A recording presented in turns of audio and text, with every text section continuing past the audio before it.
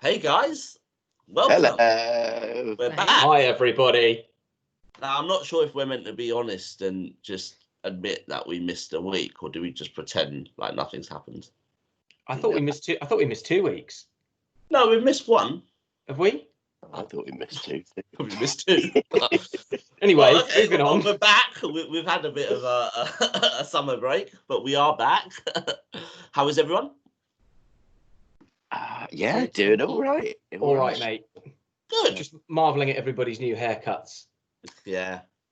Fade.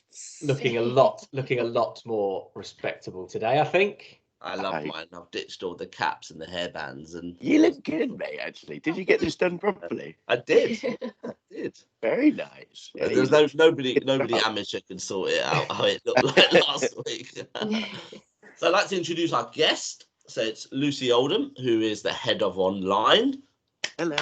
Thank you. Hi, Lucy. Hello. Thank you very much. Lucy? Hello. How's Hello. the last 10, 12 weeks been for you? Well, yeah, it's been interesting. I actually managed to get a holiday in just 2 days. I got back 2 days before lockdown actually kicked in properly. Good work. So I've been away when it was all starting in the office. And so when I got home, everyone was working from home, and me and my husband suddenly had to set up and figure out what we were going to do with our daughters. And they couldn't start nursery for a few days. So we did the homeschooling for a couple of days, and yeah, that didn't work out that great. And yeah, so they're at nursery apart from Tuesdays. So Tuesday's always interesting. So yeah, I mean, it's been absolutely crazy, and I think that for Thames, you know, and not having the contact centres open for a period of time meant we got a lot of sort of natural channel shift, if you like, to our online channels, which was great in some ways, but you know, managing all of our customer requirements through those channels and keeping up with demand, keeping stable, you know, is tricky. So yeah, it's been really interesting. I mean, I've enjoyed it as well. You know, the team have really come together. We have a great time. We catch up as much as possible, and the collaboration's been fantastic. So in some ways it's been hectic and crazy, but I think it's brought out the best in most people, and we're really seeing some great teamwork as a result. Yeah, absolutely. And you kind of mentioned the website there, and obviously there is a new Thames Water website, and I'm sure if people look at the homepage and look at several pages, they'll see. But how did that all come about? And what's been happening generally, I guess, on the website? Well, yeah, I mean, I guess it started really when I started at Thames, and which was coming up to 3 years ago, and I came in just to do a day's facilitation of a workshop to look at the demand and strategy of the website. And so I did a bit of contracting for a bit, and then I became permanent. And during that time, we only had 3 people in the team managing social media, the website, yeah, it was madness. So we recruited loads of people, and we got started. And yeah, the you know, the rest is kind of history in some ways, but it was.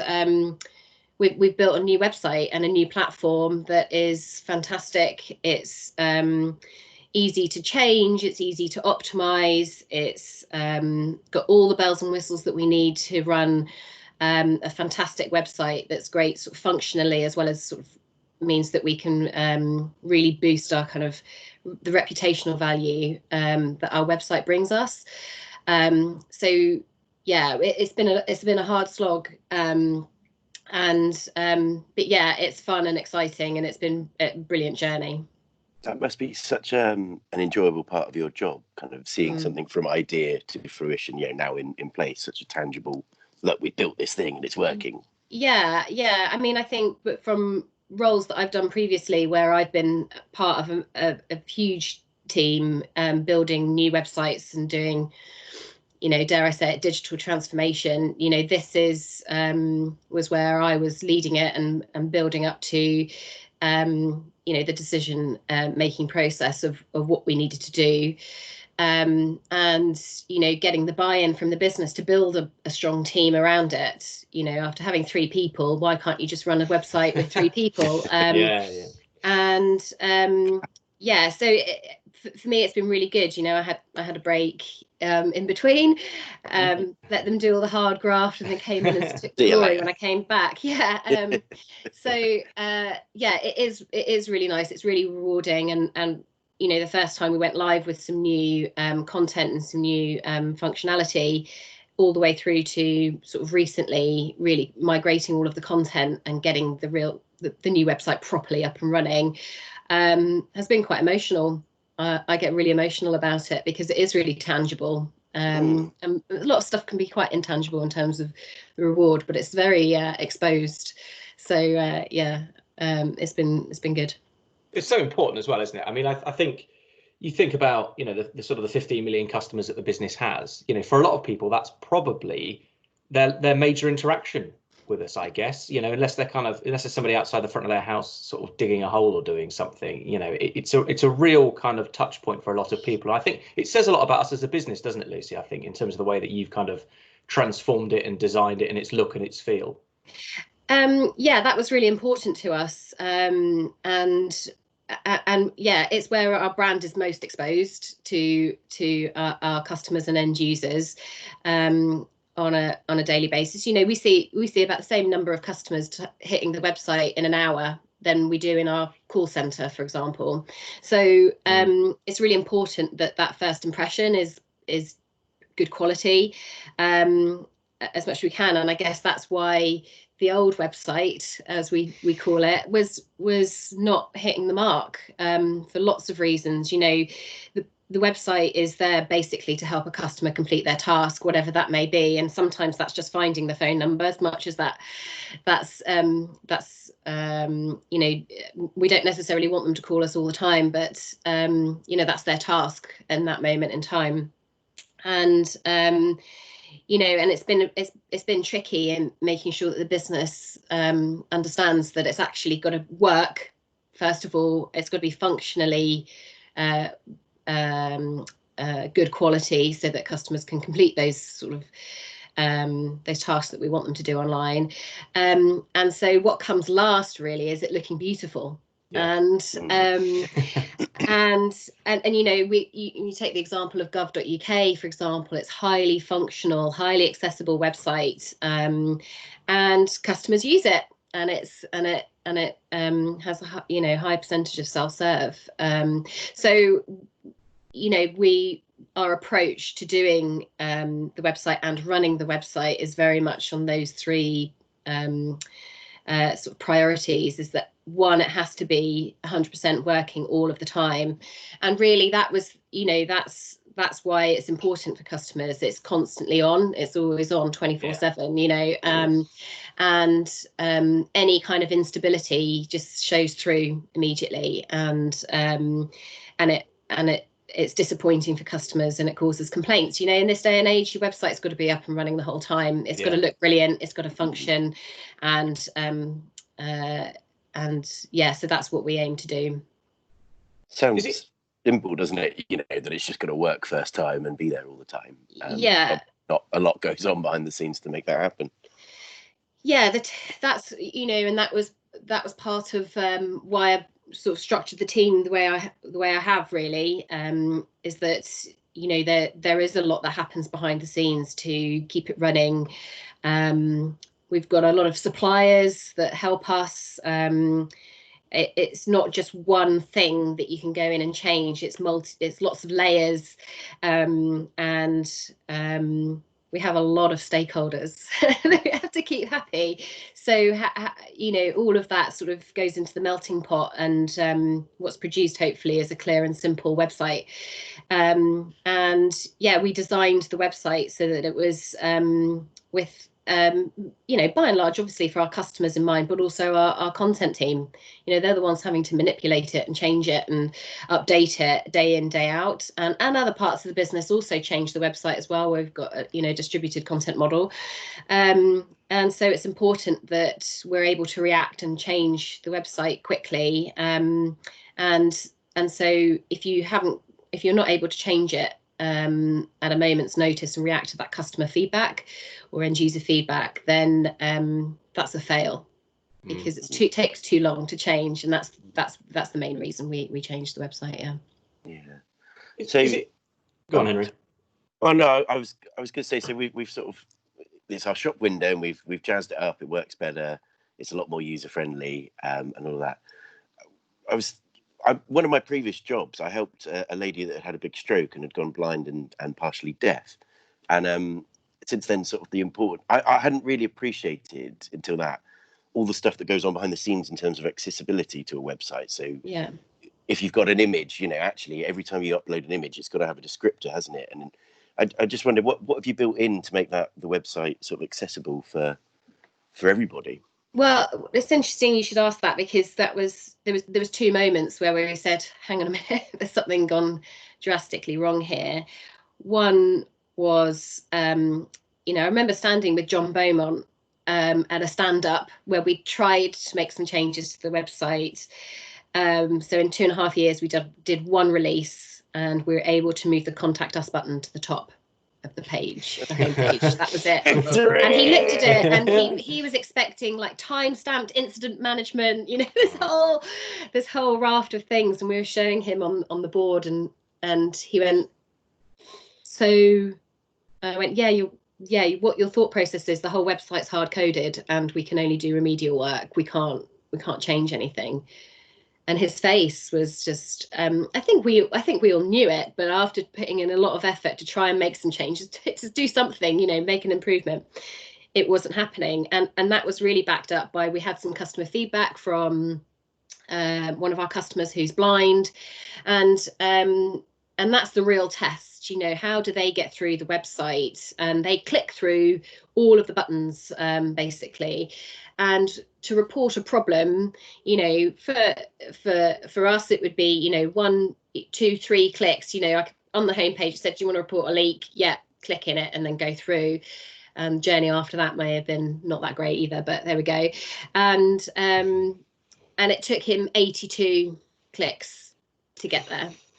So we spoke to him and we went through it, and so when we're building in the content editor requirements, also building in a whole design system, which means that anyone developing on the site follows the same governance and set of code standards.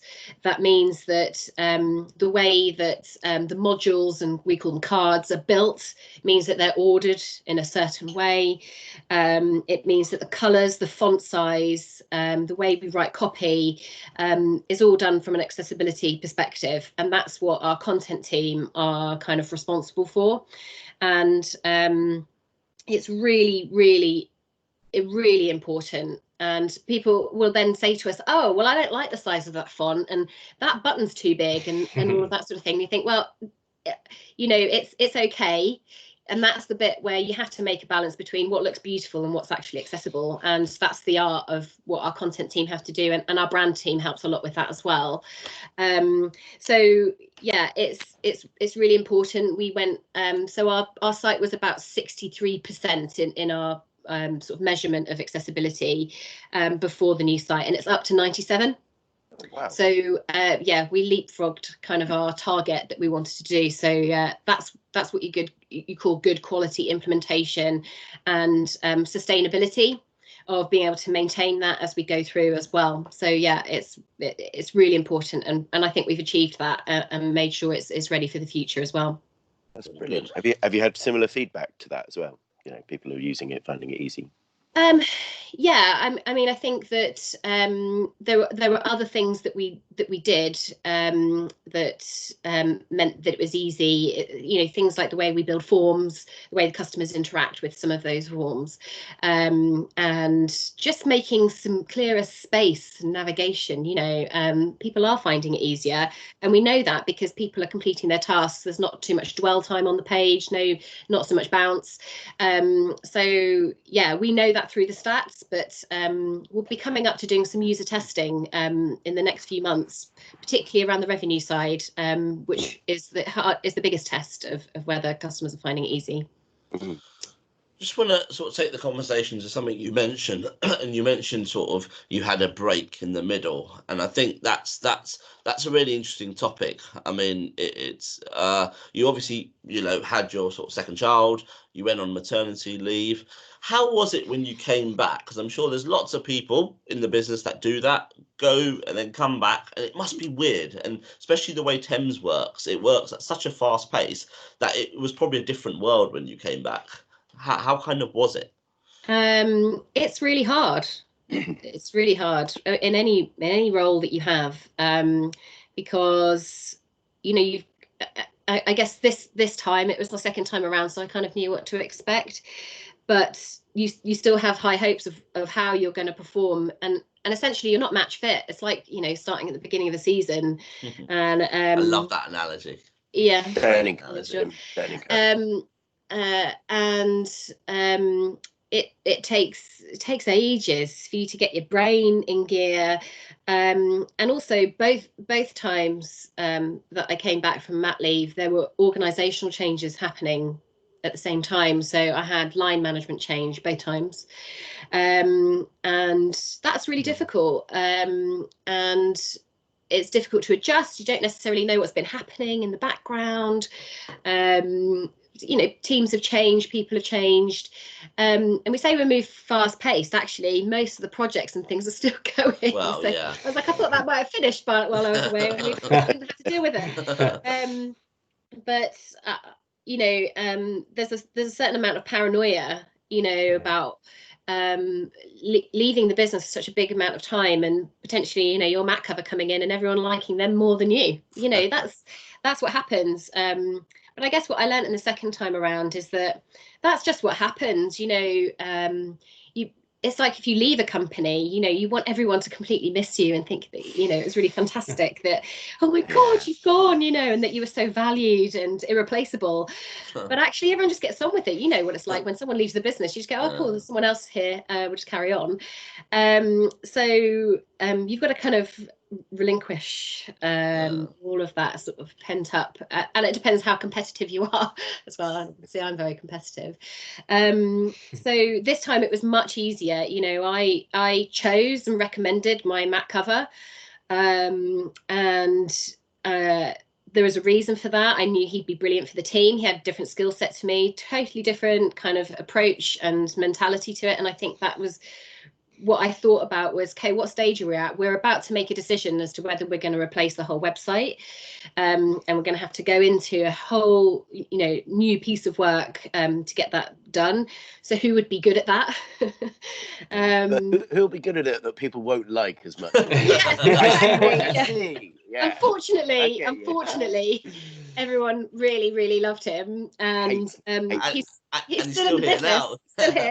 Nice people that are good at their jobs. I know, it's so annoying, and the team really liked him, and he did a fantastic job. And actually, that really, I wasn't competitive about it. We agreed up front as to what decisions and information I wanted to know while I was away. And I said, look, I'm really passionate about the structure of the team, any personnel changes, any changes to the strategy that we wanted to do. And when he called me when I was on mat leave to talk to me about some of those things, I was like, oh yeah, I don't really know what's happening. I'm sure you'll make the right decision. And he did. And some of them, when I came back, I was like, oh, I might not have done it that way, but I didn't really care. And it was, so that was why it was easier from just getting up to speed with the work, and not having to fight against sort of decisions or processes that had been created while I was out, or overruled by what I thought was right before I went, and then when I came back. So it's really difficult. And but if you get the right person in, and that's why I think it's really important that women are involved in who's going to do their mat cover, what the strategy is while they're away, and how they need to be involved, have enough time for handover. The first time I went on mat leave, I only had half an hour with my mat cover, and she was new to the business and new to managing this type of that type of team, whereas I knew my mat cover before when I recruited him. That's why I recommended him, and we had come from a similar place and we had the same ideas and stuff, so that made it significantly easier. And he, as an individual, was very considerate of my views and the direction that I wanted to take the team, and really respected that. Made a massive difference. So I was really grateful that my boss at the time took that on board and helped me through that process as well. There's some really good tips there, actually. Yeah. We've got about a few minutes left now, so just going to sort of turn to you, Henry. And obviously, with kind of lockdown easing a little bit and public spaces now reopening, and also just the whole environmental stuff. I mean, what's your view on it? I mean, there was lots of kind of opinions and stuff about kind of how we've gone a little bit backwards in sort of lockdown with kind of plastic consumption and stuff like that. But just generally, what's your view on all that and public spaces? How have they done, and how have our public spaces done? I think the starting point is a lot of people have spent a lot more time outside and feel a little bit closer to nature than perhaps they did, or have placed a little bit more value on their green spaces, blue spaces. So that I hope that will be a good thing for a lot of people.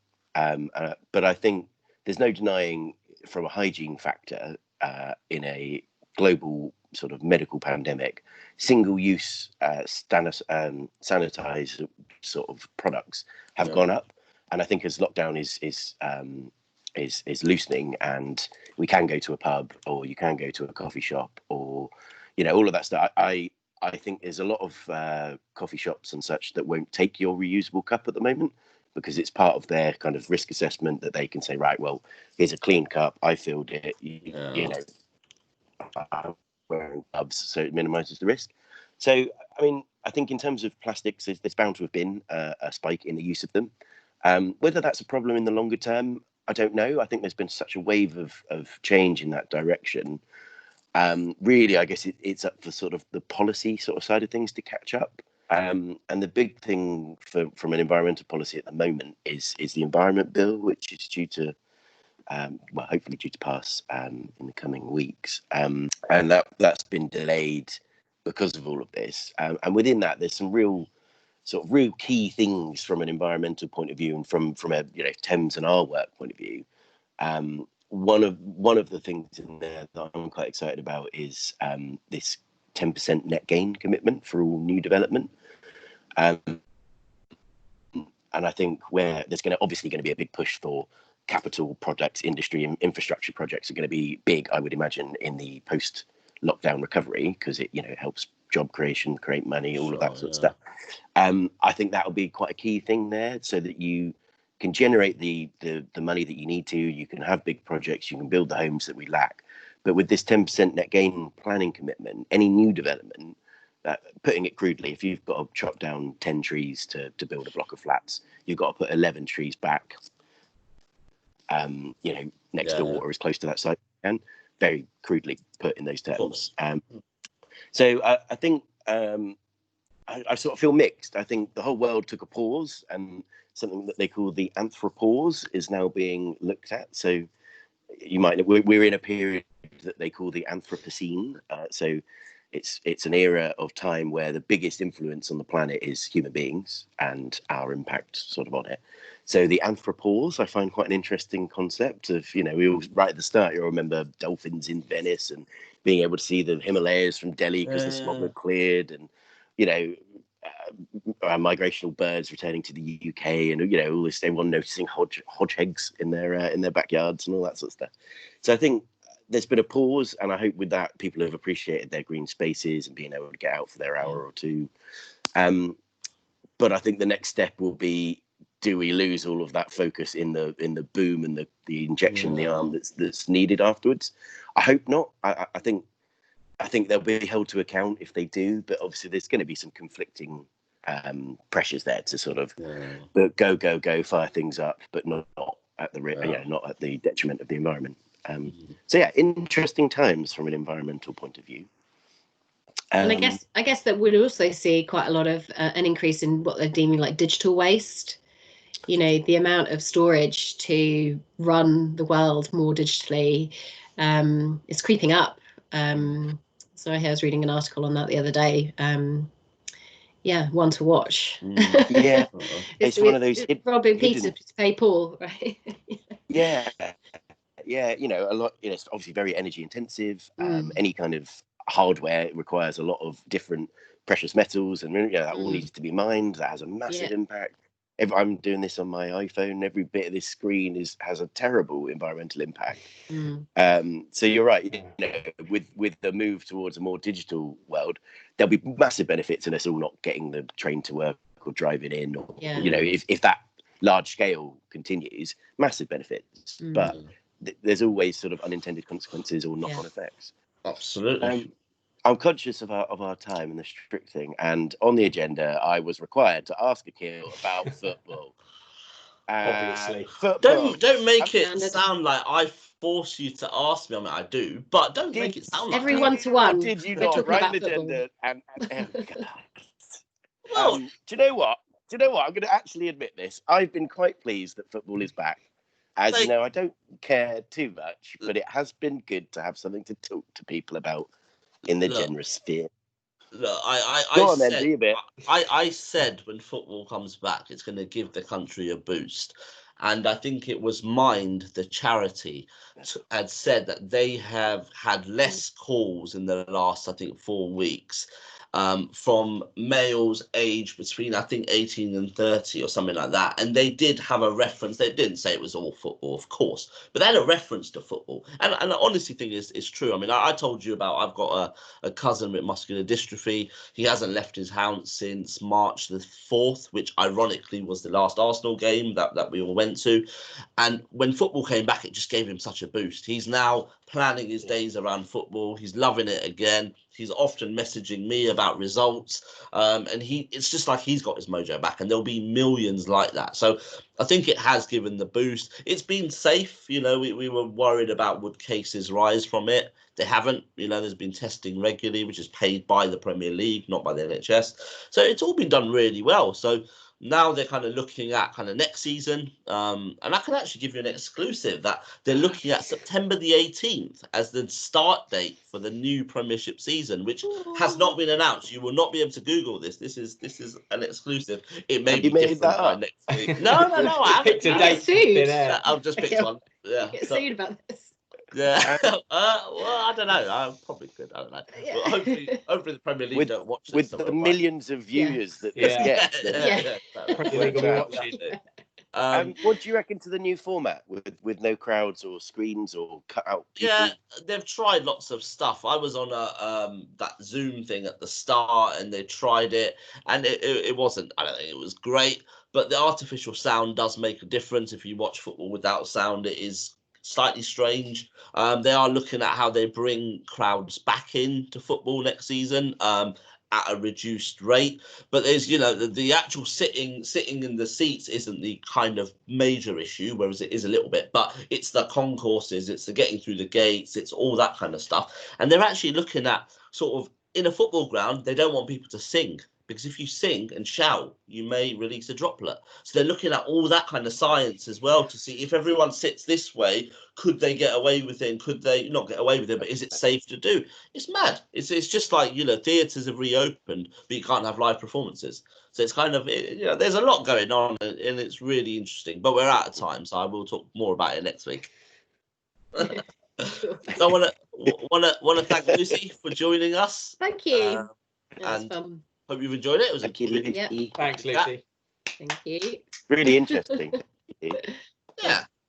And you guys stay safe and see you next week. Bye. Hey guys. Bye. Hey guys.